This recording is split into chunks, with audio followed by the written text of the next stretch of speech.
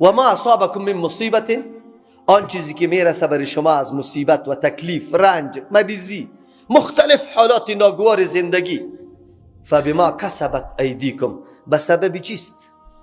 دستای خودتان کسب کرده. عمل کردی خود ماست، نتیجه عمل کردی خود ماست. لیکن الله و یعفو عن کثیر، اگر کل جنایات و گناه ها را الله عذاب بده، اینطور حالت شوه که هیچ پرسان نکو، یک نفرم جور باقی نمانه، یک نفرم خوشحال باقی نمانه. الله عفو میکنه از بسیار کم تو را تنبیه میده، تو را آگاه میسازه.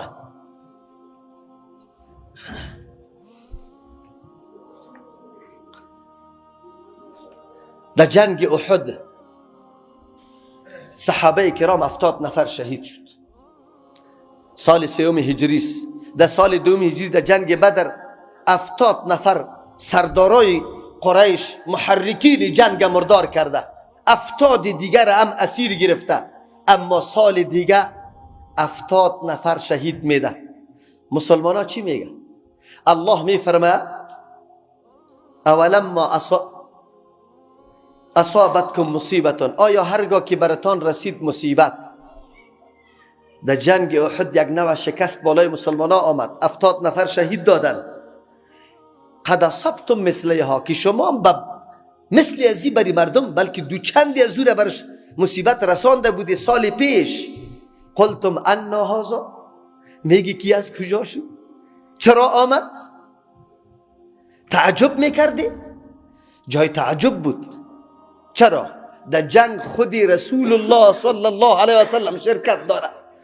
در جنگ مخلصین، صادقین، شهدا، صالحین، ابو بکر و عمر، عثمان رضی الله عنهم شریک است. چطور شکست بیا؟ چطور شکست بیا؟ الله جواب میده قل هو من عند انفسکم، بگوی پیغمبر علیه السلام ای از نفس خودتان است. ان الله على كل شيء قدیر، الله سر هر چیز قدرت داره. جماعت کم شما را کامیاب می سازه، اما عمل کرده خودتان است.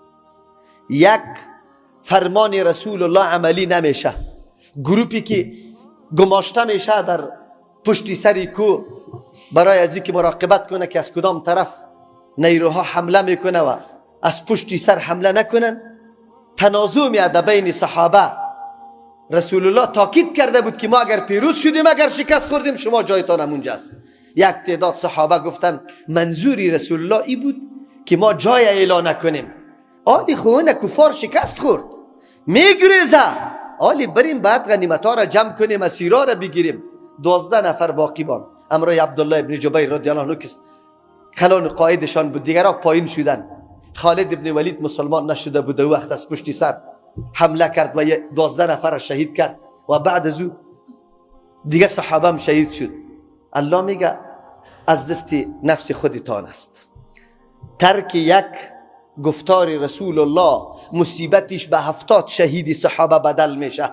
این موتو که کل عمر یک سنت رسول الله را در کل زندگی نمیبینم، مشاهده نمیکنم، سر ما باید چقدر مصیبت ها باشه، چقدر مصیبت ها را باید ببینم.